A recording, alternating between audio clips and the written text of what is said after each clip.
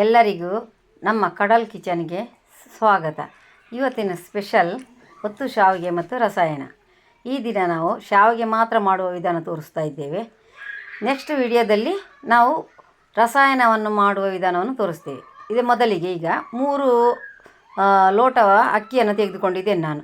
ಇದನ್ನು ಒಂದು 3 ಗಂಟೆ ಅಥವಾ 4 ಗಂಟೆ ನೆನೆ ಹಾಕಿದ ಮೇಲೆ ಅದಕ್ಕೆ ಸ್ವಲ್ಪ ರುಬ್ಬಬೇಕು. ನೈಸಾಗಿ ರುಬ್ಬುವಾಗ ಅದಕ್ಕೆ 1 ಲೋಟಕ್ಕೆ 1 ಸ್ಪೂನು ತೆಂಗಿನಕಾಯಿ ಮತ್ತು 1 ಲೋಟ ಅನ್ನವನ್ನು ಹಾಕಿ ಸ್ವಲ್ಪ ಉಪ್ಪು ಹಾಕಿ ರುಬ್ಬಬೇಕು ನೈಸಾಗಿ.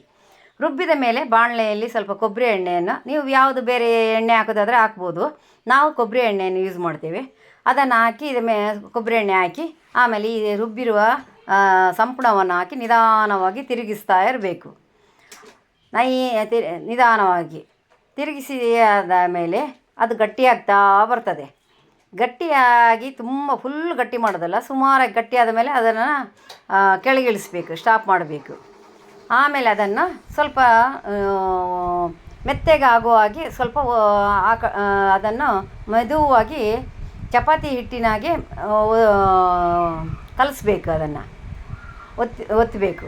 ಆಮೇಲೆ ಇಡ್ಲಿ ಪಾತ್ರೆಯಲ್ಲಿ ಉಂಡೆ ಥರ ಮಾಡಿ ನಾವು ಅದನ್ನು ಬೇಯಲಿಕ್ಕೆ ಇಡಬೇಕು.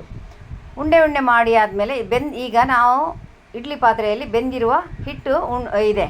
ಈಗ ಶಾವಿಗೆಯನ್ನು ಒತ್ತುವುದು ಹೇಗೆ ಅಂತ. ಈಗ ಶಾವಿಗೆ ಮಣೆಯನ್ನು ತಗೊಂಡಿದ್ದೇವೆ ನಾವು. ಅದಕ್ಕೆ ಸ್ವಲ್ಪ ಕೊಬ್ಬರಿ ಎಣ್ಣೆಯನ್ನು ಹಚ್ಚಿ ಈಗ ಎರಡೆರಡೇ ಉಂಡೆಗಳನ್ನು ಈ ಶಾವಿಗೆಯ ಹೋಲ್ ಉಂಟಲ್ಲ ಅದಕ್ಕೆ ಹಾಕಿ ಎರಡೆರಡೇ ಉಂಡೆಗಳನ್ನು ಮಾಡಿ ಶಾವಿಗೆಗೆ, ಈಗ ನೋಡಿ ಶಾವಿಗೆ ಒಂದು ಆಯಿತು, ಈಗ ಇನ್ನೊಂದು ಹಾಕ್ತಾಯಿದ್ದೇವೆ. ಹಾಕಿ ಆಯಿತು. ಈಗ ನಿಧಾನವಾಗಿ ಒತ್ತಬೇಕು. ನೀವು ಜೋರಾಗಿ ಸ್ಪೀಡಾಗಿ ಒತ್ತಬಾರ್ದು, ಅದನ್ನು ಕಟ್ಟಾಗ್ತದೆ. ನಿಧಾನವಾಗಿ ನೋಡಿ, ಸ್ಲೋ ಆಗಿ ಒತ್ತಬೇಕು. ಆಗ ಒಂದು ಚೂರು ಕಟ್ಟಾಗದ ಹಾಗೆ ನಿಧಾನವಾಗಿ ಕ್ಲೀನಾಗಿ ಬರ್ತಾ ಉಂಟು ಇದು. ಹಾಗೆ ನಿಧಾನವಾಗಿ ಒತ್ತಿ ನೀವು. ಎಷ್ಟು ಚೆಂದ ಬರ್ತಾ ಉಂಟು ಇದು ಶಾವಿಗೆ. ನಿಧಾನವಾಗಿ ಒತ್ತಿ. ಈಗ ಒತ್ತಿ ಆಯಿತು. ಇದನ್ನು ನೀವು ಒಂದು ತಟ್ಟೆಗೆ ಬಿಳಿ ಬಟ್ಟೆಯನ್ನು ಹಾಕಿ, ಕಾಟನ್ ಬಟ್ಟೆ ಹಾಕಿದರೆ ಒಳ್ಳೆಯದಾಗ್ತದೆ. ಅದನ್ನು ತೆಗೆದು ಅದನ್ನು ಅದರಲ್ಲಿ ಹಾಕಿ ಈಗ ಇನ್ನೊಂದು ಸಲ ಒತ್ತುವುದನ್ನು ತೋರಿಸ್ತಾ ಇದ್ದೇವೆ. 2 ಉಂಡೆಗಳನ್ನು ಪುನಃ 2 ಉಂಡೆಗಳನ್ನು ಹಾಕಿ ಈಗ ನೋಡಿ ಎಷ್ಟು ಚೆಂದ ಬಂದಿದೆ ನೋಡಿ. ಇದರಲ್ಲಿ ಬೆಳ್ಳಗೆ ನೀಟಾಗಿ ಬಂದಿದೆ. ನೀವು ಮನೆಯಲ್ಲಿ ಇದೇ ಥರ ಮಾಡಿ ನೋಡಿ ಶಾವಿಗೆಯನ್ನು. ಈಗ ನೋಡಿ, ಇದು ರಸಾಯನ, ನಾವು ಮಾಡಿದ ರಸಾಯನ. ಹೀಗೆ ರಸಾಯನವನ್ನು ನಾವು ಈ ಶಾವಿಗೆಗೆ ಹೀಗೆ ಹಾಕ್ಕೊಂಡು ನೋಡಿ ಹೇಗೆ ಹಾಕ್ತೇವೆ ಅಂತ. ಇದಕ್ಕೆ ಬಾಳೆಹಣ್ಣನ್ನು ಕಟ್ ಮಾಡಿ ಪೀಸ್ ಸಣ್ಣ ಪೀಸ್ ಮಾಡಿ ಹಾಕಿದರೆ ಡಿಫ್ರೆಂಟ್ ಟೇಸ್ಟ್ ಇರ್ತದೆ.